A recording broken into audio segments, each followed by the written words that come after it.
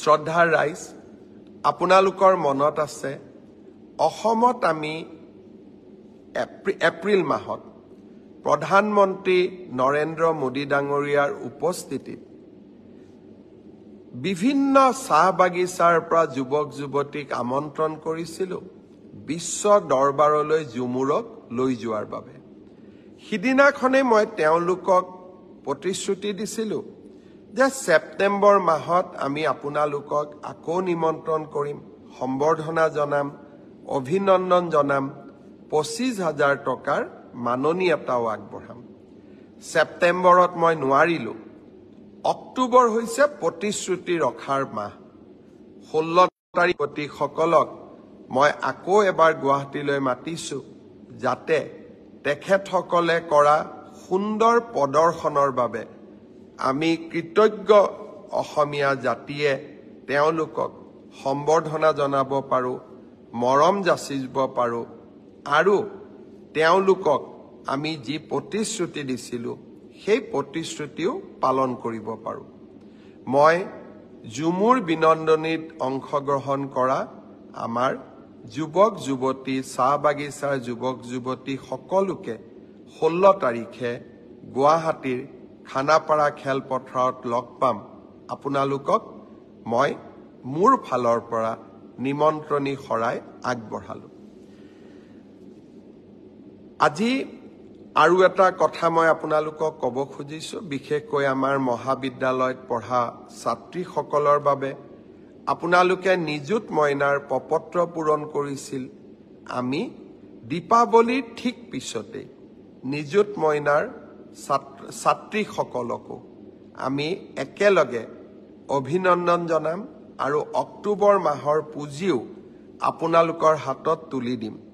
তাৰ পিছত আপোনালোকে নৱেম্বৰ, ডিচেম্বৰ, জানুৱাৰী, ফেব্ৰুৱাৰী বেংকৰ একাউণ্টত এই পুঁজি নিৰন্তৰ গতিত আপোনালোকে পাই থাকিব। শ্ৰদ্ধাৰ ৰাইজ, আজি মই মোৰ ফেচবুক লাইভত এটা মই বিশেষ কথা ক'ব খুজিছোঁ। কাৰোবাৰ লগত হয়তো মোৰ বক্তব্য নিমিলিবও পাৰে, কিন্তু ৰাজনীতিত থকা দিনাখনৰ পৰাই মই মোৰ মনৰ কথা স্পষ্টভাৱে ৰাইজক কোৱা বা ৰাইজক মই যি ভাবোঁ তাক স্পষ্টভাৱে প্ৰকাশ কৰাৰ এটা মই সংকল্প লৈছিলোঁ আৰু প্ৰতিকূল পৰিৱেশৰ মাজতো মই স্পষ্টভাৱে কথা কোৱাৰ সদায় চেষ্টা কৰি আহিছোঁ। আপোনালোকৰ মনত আছে অসমত আমি এপ্ৰিল মাহত প্ৰধানমন্ত্ৰী নৰেন্দ্ৰ মোদী ডাঙৰীয়াৰ উপস্থিতিত বিভিন্ন চাহ বাগিচাৰ পৰা যুৱক যুৱতীক আমন্ত্ৰণ কৰিছিলোঁ বিশ্ব দৰবাৰলৈ ঝুমুৰক লৈ যোৱাৰ বাবে। সিদিনাখনে মই তেওঁলোকক প্ৰতিশ্ৰুতি দিছিলোঁ যে ছেপ্টেম্বৰ মাহত আমি আপোনালোকক আকৌ নিমন্ত্ৰণ কৰিম, সম্বৰ্ধনা জনাম, অভিনন্দন জনাম, 25,000 টকাৰ মাননি এটাও আগবঢ়াম। ছেপ্টেম্বৰত মই নোৱাৰিলোঁ। অক্টোবৰ হৈছে প্ৰতিশ্ৰুতি ৰখাৰ মাহ। 16 তাৰিখসকলক মই আকৌ এবাৰ গুৱাহাটীলৈ মাতিছোঁ যাতে তেখেতসকলে কৰা সুন্দৰ প্ৰদৰ্শনৰ বাবে আমি কৃতজ্ঞ অসমীয়া জাতিয়ে তেওঁলোকক সম্বৰ্ধনা জনাব পাৰোঁ, মৰম যাচিব পাৰোঁ আৰু তেওঁলোকক আমি যি প্ৰতিশ্ৰুতি দিছিলোঁ সেই প্ৰতিশ্ৰুতিও পালন কৰিব পাৰোঁ। মই ঝুমুৰ বিনন্দনীত অংশগ্ৰহণ কৰা আমাৰ যুৱক যুৱতী, চাহ বাগিচাৰ যুৱক যুৱতী সকলোকে 16 তাৰিখে গুৱাহাটীৰ খানাপাৰা খেলপথাৰত লগ পাম।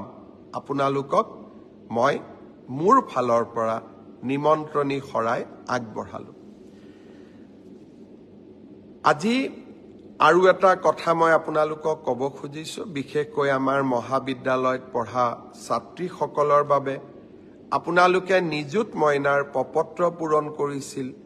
আমি দীপাৱলীৰ ঠিক পিছতে নিযুত মইনাৰ ছাত্ৰীসকলকো আমি একেলগে অভিনন্দন জনাম আৰু অক্টোবৰ মাহৰ পুঁজিও আপোনালোকৰ হাতত তুলি দিম তাৰ পিছত আপোনালোকে নৱেম্বৰ ডিসেম্বৰ জানুৱাৰী ফেব্ৰুৱাৰী বেংকৰ একাউণ্টত এই পুঁজি নিৰন্তৰ গতিত আপোনালোকে পাই থাকিব শ্ৰদ্ধাৰ ৰাইজ আজি মই মোৰ ফেসবুক লাইভত এটা মই বিশেষ কথা ক'ব খুজিছো কাৰোবাৰ লগত হয়তো মোৰ বক্তব্য নিমিলিবও পাৰে কিন্তু ৰাজনীতিত থকা দিনাখনৰ পৰাই মই মোৰ মনৰ কথা স্পষ্টভাৱে ৰাইজক কোৱা বা ৰাইজক মই যি ভাবো তাক স্পষ্টভাৱে প্ৰকাশ কৰাৰ এটা মই সংকল্প লৈছিলো আৰু প্ৰতিকূল পৰিবেশৰ মাজতো